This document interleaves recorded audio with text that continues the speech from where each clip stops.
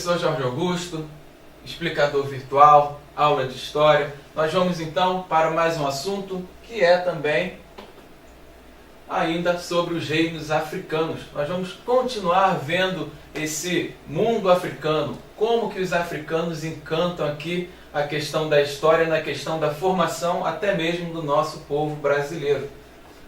O próximo reino é o Império de Mali, também próximo aqui ao deserto, e nós vamos ver como esse império ele vai se consolidar dentro do mundo africano. Então, o Império de Mali, formado aqui pelas cidades de Timbuktu e Djenné, cidades à margem do rio Níger, incorporadas ao Império do Mali no século XIII. São as duas principais cidades desse império. Grandes centros políticos controlavam os produtos trazidos pelas caravanas. Além de ser um centro político, é também um centro econômico. Timbuktu, centro cultural, universidade e mesquitas. Aqui nós temos uma das grandes mesquitas na cidade de Djenné.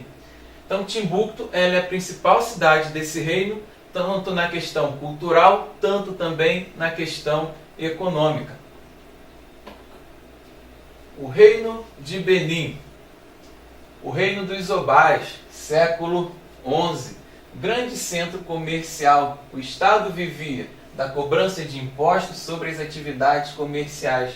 Mais uma vez eu destaco que todo reino africano ele vai sobreviver da questão do comércio, seja do marfim, seja do ouro, seja das especiarias da África. O ponto 2 aqui, a questão da escravidão. Pioneiro no comércio de escravos. Foi o primeiro reino a comercializar os escravos. Mais à frente nós vamos ver como que se dava essa relação comercial da escravidão.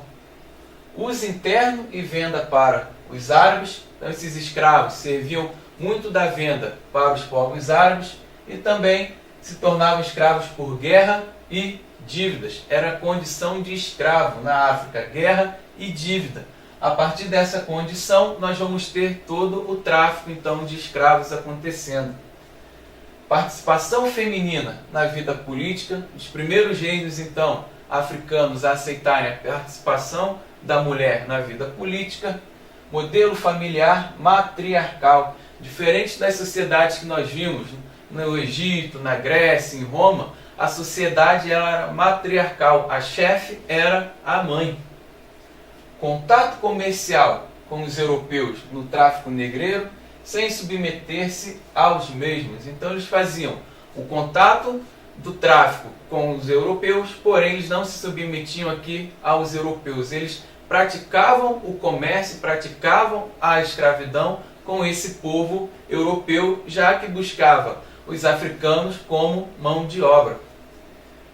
Só foi destruído no século XIX pelo imperialismo francês. Então o reino de Benin foi um dos últimos reinos africanos a ficarem aí de pé, já que a destruição ocorre no século XIX, no período de neocolonização da África. Então os franceses invadem o território de Mali e conquistam a região. A islamização da África. Nós vamos ver o continente africano sendo invadido por essa religião islâmica. Então toda essa religião vai influenciar também na formação do povo africano na questão religiosa. O norte da África, a primeira região a conhecer esse povo islâmico. Eles vão passar por uma jihad islâmica. O que é uma jihad? É uma guerra de expansão aonde os árabes eles querem expandir de qualquer forma a sua religião. É onde vai se dar aí toda a expansão da religião árabe. A região do Sahel, Gana, Mali, as cidades-estados, os comerciantes. Nós vamos ter também uma pregação, a conversão de nobres letrados e depois do povo. Então a região central ela primeiro passa pela conversão dos reinos de Gana e Mali. Após nós teremos as tribos aqui, quando falam em cidades-estados na África, estamos aplicando isso ao conceito de tribo, que também irão se tornar islâmicas. Os comerciantes se tornam islâmicos muito pelos contatos que eles terão com esses povos árabes na questão do comércio. A pregação da religião vai fazer com que esse povo acredite em Maomé, acredite em Alá. Os nobres serão convertidos e, depois dos nobres, o povo se torna também islâmico. Ponto 3.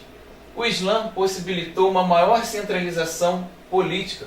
Os reinos africanos, a partir do contato que eles começam a ter com o Islã, eles adotam também uma centralização administrativa, uma centralização política.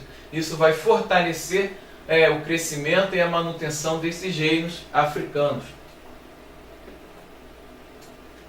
Todo esse território aqui circulado na África é território convertido ao islamismo.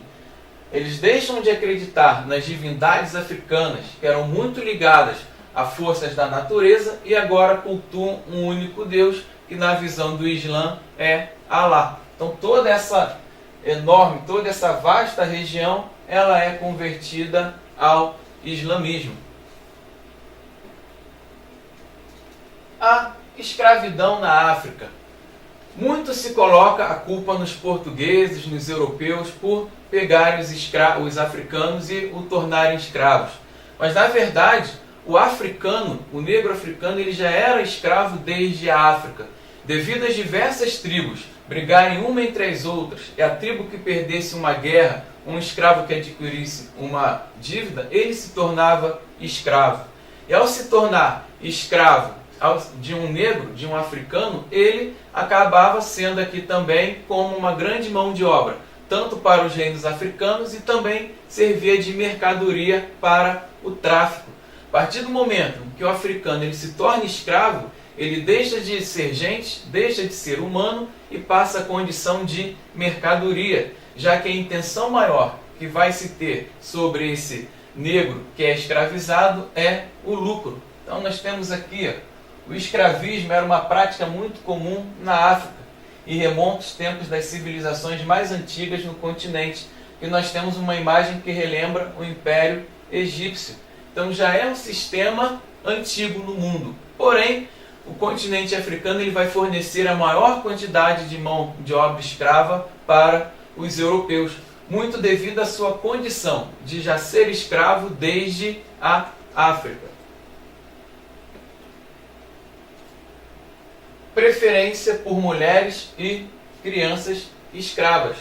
A mulher por trabalhar dentro de casa como cozinheira, cuidando também da filha do seu senhor, e as crianças que estarão aprendendo os serviços já desde pequena, mas também vendem produtos dos seus senhores nas ruas. Então a escravidão ela começa um pouco interna, uma escravidão muito dentro de casa, onde a mulher ela vai desempenhar como escrava o seu papel de dona de casa, e a criança que vai servir como um escravo de ganho, onde na prática comercial, na venda de produtos para os seus senhores, essa criança ela está contribuindo para a economia. O homem ele vai ser traficado como uma mão de obra bem mais bruta.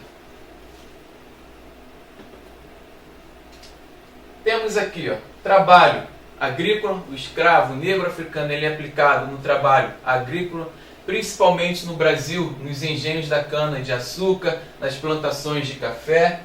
Serviços domésticos, as mulheres fazem os serviços dentro de casa, e também na mineração, que foi muito o caso do Brasil.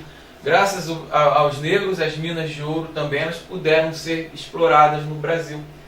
Então aqui nós temos algumas cenas dessa escravidão interna na África. Sempre aqui, crianças e as mulheres. O status social é a escravidão doméstica. Então nós temos aqui escravos sendo presos para trabalhar então como escravos não só na África, mas também para serem traficados para a Europa, e consequentemente grande parte desses escravos vinham para o Brasil. Tanto é que no período da escravidão no Brasil colonial, nós tínhamos no Brasil uma população bem maior de escravos do que de pessoas livres. Então terminamos aqui esse nosso assunto. Muito obrigado pela atenção e até o próximo encontro.